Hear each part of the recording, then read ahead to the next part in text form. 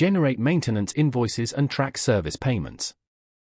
Maintenance invoicing begins in the workshop module to streamline financial recovery for completed service tasks.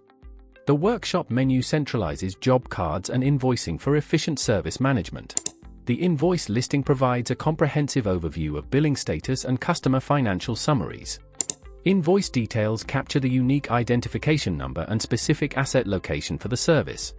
Associated entity links the financial document directly to the original job card for audit transparency. Invoice date records the precise moment of financial generation for accounting accuracy. The invoice item section lists every service component and physical part utilized during maintenance.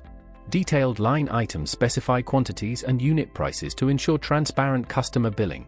Financial totals aggregate parts and labor costs before applying necessary tax calculations.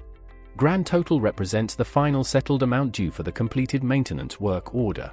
The invoice PDF provides a formal document layout for professional client communication and record keeping.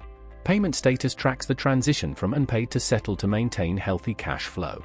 Issue details document the specific technical faults addressed during the maintenance session. The job summary compares expected costs against actual expenditures to monitor operational variance.